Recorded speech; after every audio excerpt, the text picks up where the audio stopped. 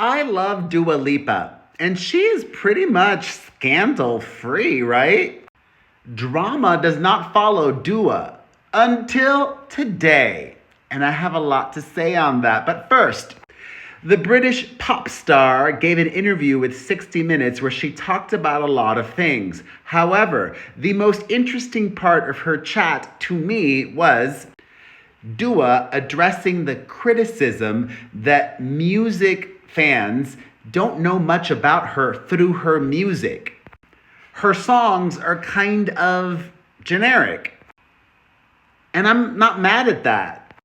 Some of my favorite songs are universal like that. Actually, when you think of Madonna's greatest hits, they're very along the lines of Dua Lipa, all welcoming. You bring to the song whatever you want. You don't need to know any backstory. It's not about any specific individuals. They're just brilliant pop songs. Madonna, Dua Lipa. And other artists make music their way, differently. So, responding to that criticism that she doesn't put enough of herself into her music, Dua Lipa tells 60 Minutes, quote, "It's something I just naturally hold back." Pause. That means it's a strategic decision.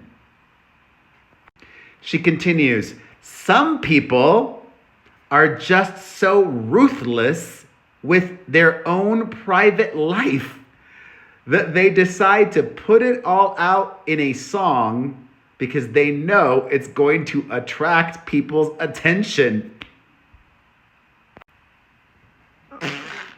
I've got to read that one more time. Some people are just so ruthless with their own private life that they decide to put it all out in a song because they know it's going to attract people's attention. And for me, it was always important to make music that people always loved.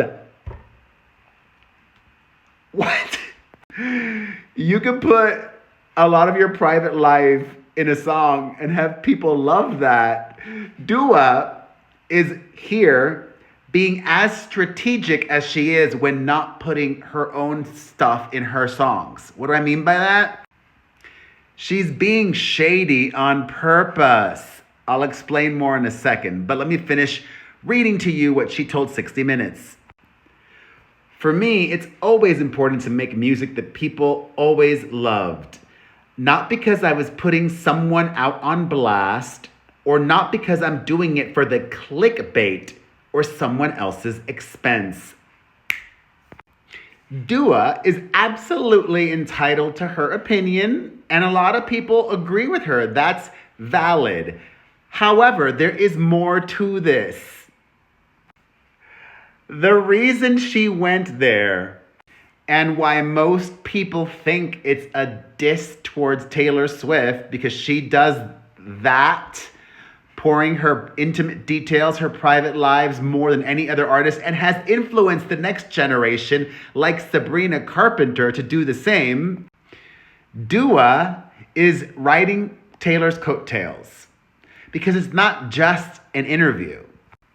The reason Dua did this interview was to announce her US arena tour for 2025. Dua is smart.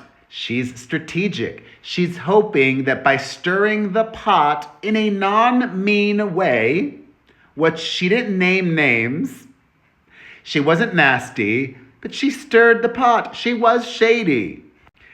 She wants and needs people talking about her and then talking about her tour, which I'm a little nervous about because she announced multiple dates in so many cities. And I love Dua Lipa. I want to go. I went to her last tour, the Future Nostalgia. It was amazing. And obviously New York and Los Angeles, easy. But can she sell out multiple nights in Miami? There's 2 shows in Miami, 2 shows in Atlanta. Chicago should do well, 2 nights there, 2 nights in Toronto. That should do well as well. Boston, 2 nights there. I don't know. Boston's a big city, but not huge. 2 nights in Seattle.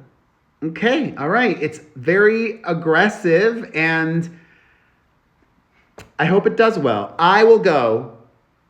I've got to find a way to go because, I don't like to pay for tickets. I love Dua Lipa. Get tickets to her tour. And what are your thoughts on her comments about Taylor Swift and Sabrina Carpenter? Let me know in the comments.